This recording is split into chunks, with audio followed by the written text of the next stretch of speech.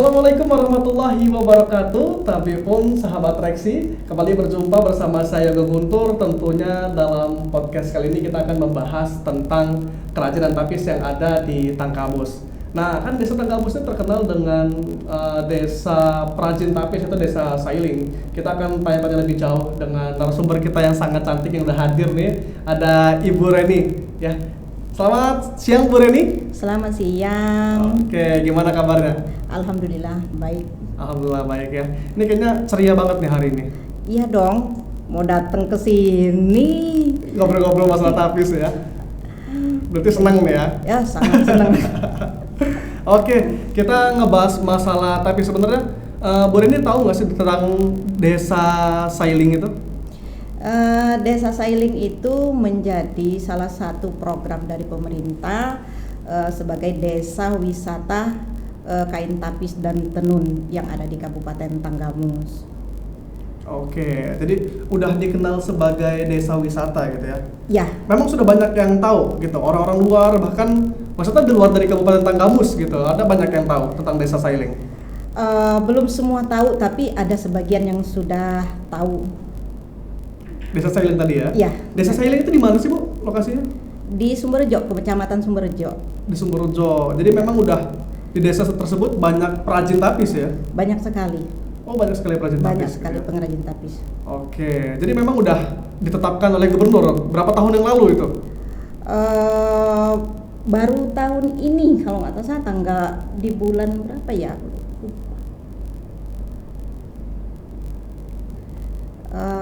Lupa tahun berapa ya itu. Oh, lupa ya. Di bulan berapa, tapi di tahun ini belum penetapannya. Belum lama ini kebetulan di situ dulu ada kegiatan di Prengsewu, itu penetapan ada 3 tempat desa wisata tapis, itu ada 3 kabupaten, Prengsewu, Tanggamus, dan Pesisir Barat. Oke, jadi memang terbentuknya dari kegiatan tersebut ya? Iya. Oke. Itu program dari pemerintah provinsi. Oh, memang ya belum banyak yang mengenal karena masih baru. Iya, karena masih baru. Emang terfokus kan gitu, banyak perajin tapis? Banyak pengrajin tapis di Sailing, tapi di Tanggamus ini tidak Sailing saja yang punya kerajinan kain tapis. Itu ada di Kecamatan Pugung, ada di Kecamatan Gisting, ada di Kecamatan Air Naningan. Itu banyak sekali pengrajin-pengrajin tapis itu yang mesti kita gali. Pengrajin itu yang ada di Kabupaten Tanggamus ini. Oke, jadi biar dari podcast ini kan masyarakat bisa tahu ya tentang desa-desa, nggak hanya desa sailing ya. Iya. Mungkin yang lebih dikenalkan pemerintah itu desa sailing tadi ya, desa sailing ya, supaya banyak yang mengenal, banyak perajin tapis ya. Padahal memang ada beberapa daerah lain juga ya. Iya, betul itu, Pak. Oke, untuk kok bisa ditetapkan Bu? Itu kenapa desa sailing itu bisa ditetapkan sebagai desa perajin tapis? Apakah memang sudah lebih dulu gitu, sejak nenek moyang itu udah perajin tapis gitu? Sebenarnya begini, desa Sailing itu kenapa ditetapkan menjadi desa wisata kerajinan tapis? Pertama, desa Sailing itu lengkap, paket lengkap. Di situ ada tempat wisata buah jambu kristal dan salak. Di situ juga ada tenun. Di situ juga ada pengrajin tapis yang tidak ada di kecamatan-kecamatan lain. Itu. Oke, nah ini ngebahas masalah desa sailing ya. Bu Reni ini berasal dari mana? Desa sailing juga? Sebenarnya saya bukan dari desa Sailing, tapi dari Kecamatan Pugung. Oh, bukan dari desa sailing terus? Dari Kecamatan Pugung, tapi saya pengrajin kain tapis yang sudah lama berkiprah di kain tapis ini. Oke, luar biasa. Jadi memang sudah lama, udah berapa tahun Bu? Udah hampir lebih dari 15 tahun. 15 tahun? Iya. Oh, itu dari SD sampai SMA tuh ya? Iya, betul. Nah, terus kok bisa jadi perajin tapis dari dulu tuh belajar dari mana? Dari sekolah atau dari orang tua udah diajarin gitu? Sebenarnya saya tidak ada basic sama sekali di kain tapis, cuman karena hidup di lingkungan Lampung dan emang punya keluarga orang Lampung, suami emang orang Lampung, jadi terinspirasi kebutuhan kain tapis di Tanggamus ini sangat tinggi. Kebutuhannya sangat tinggi. Pertama, kalau di lingkungan Lampung itu setiap anak gadis harus punya kain tapis. Itu sebagai sesan. Nah, itu kalau tapis orang Pubian. Oke. Itu untuk sesan. Jadi kebutuhan tapis itu sangat tinggi itu untuk di Kabupaten Tanggamus ini. Okay. Ya. Oh jadi memang udah kayak kewajiban gitu punya tapis ya? Ya, semacam kewajiban. Kalau dulu kain tapis kan kita dipakai untuk adat, untuk pakaian adat. Sekarang tidak. Jadi semua kalangan masyarakat udah bisa memakai kain tapis. Sekarang udah banyak desain-desain yang muda-muda yang muncul. Kain tapis mau diapain? Itu kita kain tapis bisa untuk jadi baju, aksesoris. Itu tidak pakem dengan kainnya. Oke, ini kan ngebahas masalah tapis kebutuhan dari Tanggamus kan banyak tuh. Apakah Tanggamus itu sebenarnya punya ciri khas tersendiri tapisnya tuh, Bu? Oh ya, jelas punya. Oh punya ya? Punya. Kain tapis Tanggamus itu sangat-sangat diminatin, termasuk provinsi. Pertama, kain tapisnya motifnya alamanda. Alamanda itu, bunga alamanda itu adanya di Kabupaten Tanggamus. Yang kedua sekarang motifnya belah ketupat, yang baru-baru viral belah ketupat. Yang ketiga, saya bikin motif terbaru, biota laut. Kenapa saya bikin biota laut? Karena Kabupaten Tanggamus itu dikelilingin dengan laut. Oke. Yang tidak ada di kabupaten manapun, kalau tidak ada di Tanggamus, itu motif biota laut. Biota laut. Nah, Jadi itu memang, yang kita unggulkan sekarang. oh keunggulannya biota laut. Iya, tadi. betul. Karena kalau saya nih pribadi sebagai apa ya, yang awam lah terhadap tapis, cuman tahu tuh pucuk rebung gitu. Iya, iya, benar. Pucuk rebung. Kenapa harus ada pucuk rebung? Setiap kain tapis, mau semodern apapun kain tapis, jangan sekali-kali meninggalkan pucuk rebung. Kenapa? Dulu zaman nenek moyang kita dulu membuat kain tapis itu, pucuk rebung itu identik dengan gunung kan. Nah, gunung itu pengrajin tapis dulu kalau menapis itu menghadap ke gunung. Itulah inspirasi mereka membuat gunung. Setiap tapis itu harus ada gunung. Pucuk rebung tadi itu. Pucuk Ya? rebung Jadi, itu tadi. memang ada filosofi tersendiri Iya. ya. Jadi jangan setiap bikin tapis jangan dihilangkan yang namanya pucuk rebung. Oke. Ya. Oh jadi memang ada maknanya yang Ada nggak maknanya. sembarangan gitu ya pucuk rebung gitu Iya, ya. benar. Jadi zaman saya SD itu dulu waktu buat tapis, karena paling gampang pucuk rebung, saya buatnya pucuk rebung terus itu. Nggak tahu ada filosofinya kan ya. Iya. Ternyata memang ada filosofinya melihat gunung gitu. Iya. Saya dulu itu pas buat tapis pucuk rebung itu, Bu, ngeliatnya ke jendela itu gimana? Salah nggak itu? Oh, tidak apa-apa. Nggak Kalau kita punya inspirasi membuat kain tapis itu, kita kan selalu punya inspirasi baru. Kita menghadap jendela, oh mungkin di sana ada pohon kelapa, ya boleh. Oh, boleh. Kita bikin dengan motif pohon kelapa Berarti tersebut. nggak gitu. salah dong ya? Enggak salah, tapi ya itu tadi saya cuman berpesan kepada pengrajin-pengrajin yang pemula atau yang baru, jangan tinggalkan pucuk rebungnya. Gitu. Oke, nah ini menarik nih buat sahabat Rexy yang belum tahu nih kan, taunya cuma pucuk rebung aja, padahal ada filosofinya Bu ya. Kita menghadap ke gunung, itu dari dulu memang udah ada ya? Ya, sudah ada. Dulu pernah buat juga Bu, pucuk rebung ada gunung? Ya pucuk rebungnya itu gunung itu. Gunung itu. Oke. Nah tapi kan udah lama nih Bu sebagai perajin tapis kan. Bu Reni ada kesulitan nggak sih kira-kira ketika membuat itu apa? Ada bahan-bahannya atau itu memang bahan-bahan khusus gitu dalam membuat tapis gitu kan? Atau polanya gitu gimana? Ada perubahan nggak dari zaman ke zaman, atau ada nggak perubahan? Jelas banyak sekali perubahan. Kalau dulu kita pakem dengan motif ya pucuk rebung atau mata kibau, sekarang tidak. Jadi motif itu semakin lama semakin berkembang. Kesulitan kita juga kalau dulu kan pemasaran ya. Pemasaran itu kita bikin tapis-tapis ini sebanyak-banyak tapis, kadang-kadang pengrajin sampai 100-an lebih, tapi mau dijual kemana itu tapis gitu kan. Nah sekarang alhamdulillah semenjak kita dibina dari Dekranasda Kabupaten Tanggamus ini, jadi pemasaran itu lebih luas dengan adanya pameran gitu, pameran lokal ataupun di luar Provinsi Lampung, di Jakarta, di Medan, itu alhamdulillah itu sangat-sangat terbantu dari Dekranasda Kabupaten Tanggamus ini. Supaya apa dari pemasaran tapis lebih dikenal Ya, juga ya? karena motif-motif tapis juga udah banyak yang modern, jadi pemasaran juga udah enak kita memasarkannya itu tapisnya. Udah enak ya, jadi nggak Ya. ada kesulitan lah ya? Alhamdulillah banyak sekali terbantu dari Oke. Dekranasda. Nah ini ada satu lagi saya pengen tanyakan Bu ya, kenapa memang yang saya tahu itu ciri khas tapis itu harus pakai benang emas, itu kenapa tuh Bu? Oh, ciri khas ya, karena benang emas itu identik dengan ini sih ya, emas itu orang Sumatera tuh identik dengan emas, warna-warna emas. kesan mewahnya gitu. Itu makanya kain tapis itu identik dengan mewah gitu kan. Oke. Yang wah, terus identik dengan gimana, emas gitu. Itu lebih mewah gitu. Iya. Ya. Karena itu ciri khasnya orang Sumatera sih ya. Oke, nah terus ngebahas masalah tapis lagi nih kan banyak dari itu tadi benang emas, ada motif-motifnya juga gitu kan. Terus tadi sempat dibahas juga sama Bu Reni tentang motif biota laut yang menjadi keunggulan dari tapis ciri khas Tanggamus. Itu sebenarnya polanya apa, gambar apa tuh biota laut? Biota laut itu yaitu karang laut. Di situ karena ada ikan laut, dari ikan Nemo, ikan kakap gitu. Jadi kita bikin sesuatu yang orang lain tidak ada gitu untuk tapis modernnya gitu. Tapis modern ya. Oke. Nah, kalau misalnya ngebahas masalah tapis modern nih, kan sekarang di era sekarang zaman digital ya, anak-anak muda kayaknya enggan mengenakan tapis gitu, Bu. Iya kan? Biasanya kalau acara nongkrong gitu atau apa tuh kan jarang tuh yang pakai tapis. Ya. Kira-kira menurut Bu Reni, salah nggak sih kalau kita nongkrong pakai tapis tuh gimana? Sekarang ini tidak salah karena anak-anak muda, kaula muda itu sekarang banyak mengenakan tapis gitu, tapi bukan untuk dipakai untuk jadi sarung, lebih ke fashion, baju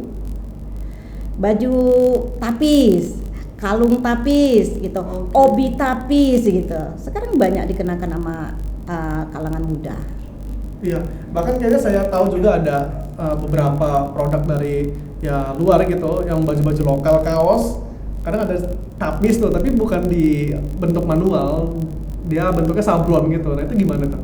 Oh tidak apa-apa. Jadi kita pengenalan kalau dibentuk sablon ataupun bordir, kita pengenalan motif tapis gitu. Jadi bisa harganya juga bisa terjangkau sama kalangan bawah ke atas. Karena tapis itu identik mahal karena itu handmade. Jadi kita nggak bisa jual murah itu tapis. Benar. Karena handmade. Handmade itu sangat mahal karena proses pengerjaannya lama. Benar. Sangat lama dan rumit. Begitu. Saya sepakat kalau misalnya ngebahas masalah seni itu memang biayanya mahal ya karena manual ya. Seni itu memang mahal lah, nggak bisa dikatakan dengan apa nih kata-kata. Iya. Iya, oke. Nah kalau misalnya ngebahas masalah sekarang penempatan deh, kalau misal untuk motif-motif tersebut dari tapis kan macam-macam tuh, dari yang bagian mahkota, baju, sarung itu kan ada tapis-tapisnya. Nah itu gimana? Apakah ada penempatannya masing-masing atau gimana tuh, Bu? Ya, jelas itu ada penempatan masing-masing.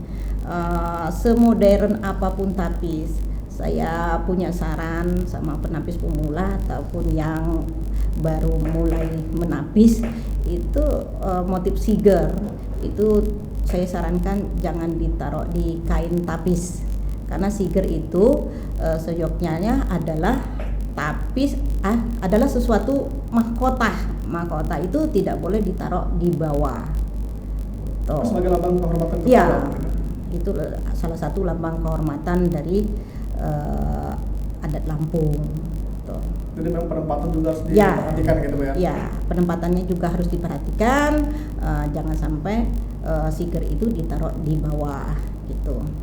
Oke, kita kan udah ngebahas masalah tapisnya lebih jauh nih ya. Sekarang saya mau nanya masalah ini deh, pemasaran. Nah, Bu Reni gimana nih cara mengenalkan ke masyarakat gitu, terus menjual tapisnya bagaimana? Oh ya, kalau untuk pemasaran sekarang ini zaman digitalnya udah bener-bener canggih ya. Zaman sosial media. Ya, zaman sosial media itu ada IG, ada Facebook, pokoknya bermacam-macam. Itulah yang kita pakai sekarang, ada Shopee, ada bermacam-macam kalau untuk pemasaran. Nah, tapi yang lebih kita fokuskan ini kalau kita pameran. Pameran itu kan mereka konsumen itu melihat langsung itu karya kita. Iya, kalau lewat media sosial kan cuman lewat gambar tuh. Tapi kalau lewat pameran itu mereka melihat karya kita itu. Oke, jadi memang sudah banyak lah untuk pemasaran ya dari digital ya, Instagram dan lain-lain banyak lah. Tapi lebih terfokuskan ketika pameran itu ya. Iya. Supaya bisa melihat secara langsung gitu ya. Iya, betul. Oke. Terus untuk mengenalkan ke kaum muda gitu, kaum milenial supaya dia cinta akan tapis gimana? Ada saran nggak, Bu? Ya, ada. Jadi biar untuk mengenalkan ke kaulah muda ini, kain tapis ini, ya kita lebih ke media sosial ya. Media sosial seperti aksesoris, baju, kaos gitu. Itu seperti tas untuk pergi gitu. Tas lempang, tas HP. Itu biasanya peminatnya ya banyak anak-anak muda. Banyak anak muda ya. Ya. Memang saya lihat juga ketika wanita nih yang menggunakan tapis tuh punya nilai lebih memang ya. Kita ngeliatnya tuh lebih lebih elegan gitu kan. Memang nggak di semua tempat nongkrong sembarangan juga pakai tapis, kayaknya kurang ini ya. Iya. Memang acara-acara formal resmi itu ketika pakai tapis tuh menambah citra ya. Iya. Gitu. Ya, karena itu tadi kain tapis itu adalah kain yang mahal. Kenapa dibilang mahal? Satu, benangnya udah emas nih. Benar. Emas itu lambang dari mulia, logam mulia, itu emas. Kedua, dia handmade. Benar. Kalau kerjaan tangan itu tidak bisa dinilai dengan uang sih sebenarnya ya. Benar. Tadi yang saya bilang, saya sepakat Iya. sama seni itu Nah, nilainya iya, mahal. Gitu. sangat mahal. Nilai seni itu sangat mahal. Proses pengerjaannya juga sangat lama, memakan waktu sampai 1 bulan, 2 bulan gitu, bahkan bisa sampai 6 bulan gitu. Pengerjaan dari satu sarung kain tapis. Satu sarung kain tapis. Iya. Oke, jadi memang ya itulah. Kalau misalnya tangan itu ya, kerajinan tangan tuh, bahkan kalau misal saya buat tapis dengan Burani buat tapis itu hasilnya bisa berbeda ya. Iya. Bisa berbeda gitu. Karena memang Burani udah terlatih gitu ya. Awal mulanya bisa ngebuat tapis itu dari mana? Belajar di sekolah atau gimana? Enggak. Sebenarnya saya tuh terinspirasi dengan kakak sih. Dulu beliau itu punya sanggar tapis. Saya banyak belajar sama beliau, suka diajak sama beliau. Jadi karena beliau sekarang udah pensiun, jadi saya meneruskan usaha tapis ini. Sebenarnya tidak ada basic apa-apa, dengan melihat kiri kanan ibu-ibu rumah tangga ini yang nggak ada kerjaan, jadi bisa menambah penghasilan bagi keluarga mereka. Itu saja sih sebenarnya tadinya. Sekalian juga menambah penghasilan keluarga saya juga, itu intinya. Jadi memang selain hobi, memang suka ya. Iya, suka. Membuat tapis, ternyata memang menghasilkan yang untuk membantu ekonomi tadi ya. Iya. Oke, ini boleh deh kalau misalnya untuk kaum muda itu diberi semangat supaya tapis ini, apalagi khas Tanggamus ya, kalau bisa jangan sampai hilang gitu kan, kalah dengan budaya-budaya luar ya Bu ya. Iya, betul. Pesan saya kepada anak-anak muda zaman sekarang, jangan hilangkan kerajinan kita, kain tapis. Dengan bisa kita membawa kain tapis ini keluar daerah kita Provinsi Lampung itu dengan cara apa? Tidak dengan mesti kain, tapi bisa berbentuk aksesoris, bisa berbentuk baju, bisa berbentuk tas. Mudah-mudahan kaula muda sekarang lebih mencintai produk yang ada di tempat kita ini, khususnya Provinsi Lampung. Oke, Gitu. di Kabupaten Tanggamus gitu Ya, Kabupaten Tapi memang Tanggamus. pemerintah pun mensupport Bu ya. Oh, sangat. Pemerintah ini sangat mensupport kita. Dengan apa? Selalu mengadakan penyuluhan ataupun kunjungan ke pengrajin. Ini yang sedang kita jadwalkan untuk Hari Jumat Menyapa Pengrajin. Itu Dekranasda punya program itu. Jadi kesempatan bagi kita ataupun anak-anak muda yang mau berkarya, kami siap membantu. Kami yang senior dari kain tapis ini siap membantu kalau ada anak muda yang punya inspirasi, untuk tapis ini mau saya apakan. Kami siap membantu. Kabupaten Tanggamus juga melalui Dekranasda juga siap sangat membantu itu dengan program Jumat Menyapa. Situ ya. Oke, jadi memang ya itu alhamdulillah memang pemerintah pun mensupport ya. Iya, sangat support. Supaya tapis khas dari Kabupaten Tanggamus itu tetap dikenal masyarakat gitu ya. Jadi memang ini buat sahabat Reksi nih supaya lebih mengenal tapis itu harus mencintai ya produk lokal ya. Apalagi khas kita nih yang ada badaknya. Salah, yang ada tapisnya. Oke deh kalau gitu.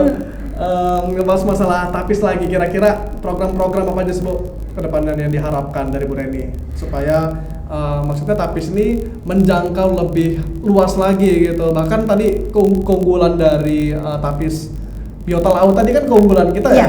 Supaya lebih dikenal masyarakat itu gimana dari Bu Reni?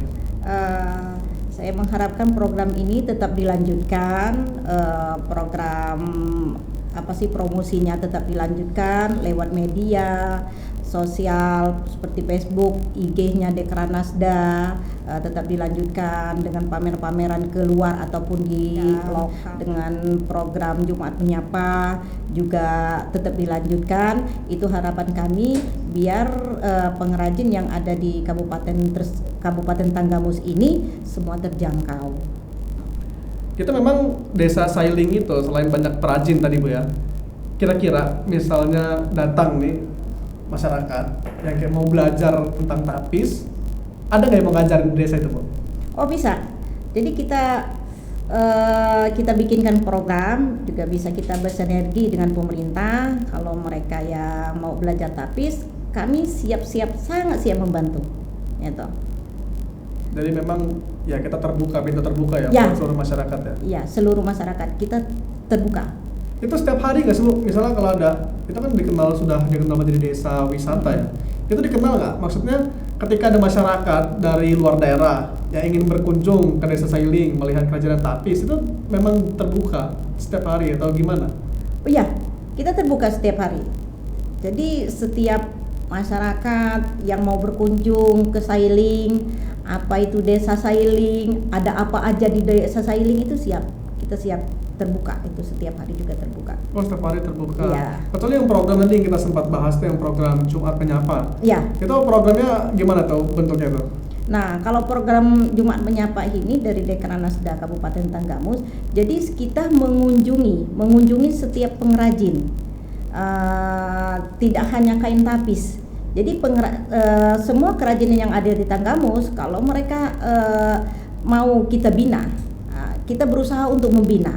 Jadi kita kalau mereka mau ada program Jumat Menyapa, mereka tinggal ini, ayo tolong dong Ketua Dekranasda, kami mau dikunjungi, kami mau dibina. Itu siap dari Kabupaten Tanggamus itu untuk membina itu dari program Jumat Menyapa itu. Oh, ada Jumat Menyapa itu. Ya. Nah, kita buat tahu mengunjungi tempat tadi pengrajin tadi, itu dari mana? Kita yang mencari tahu apa kita bisa melaporkan? Maksudnya kita punya kerajinan apa nih gitu, bisa di ini dong, di data dong atau diajarkan gitu. Nah, itulah tugas kami. Tugas kami sebagai pengrajin ini mencari di mana saja sih kerajinan ini yang belum tersentuh. Itu tuh salah satu tugas kami, di mana saja sih kerajinan yang belum kita sentuh gitu. Nah, dengan itu jadi kita berusaha mengunjungi dari program itu dari program Jumat Menyapa tersebut. Jumat Menyapa tadi ya? Iya. Oke. Jadi memang kalau misalnya terdapat pengrajin yang punya kreativitas tinggi, anak muda misalnya. Iya. Punya kreativitas tinggi, terus memang dia terkendala dengan modal gitu ya. Itu bisa jadi ya? Ya. Bisa dibantu? Ya, insya Allah. Saya punya kreativitas tinggi loh, tapi nggak punya modal.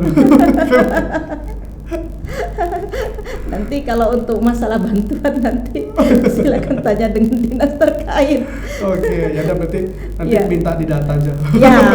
Ya kalau di data kita selalu mendata. Oh, selalu mendata. Iya, selalu mendata pengrajin-pengrajin yang ada di Tanggamus, yang udah beberapa pengrajin yang udah kita sempat kunjungi. Jadi yang terdata nanti insya Allah kita bikinkan program, nanti kita kunjungi dengan program Jumat Menyapa tersebut. Jumat Menyapa tersebut ya. Ya.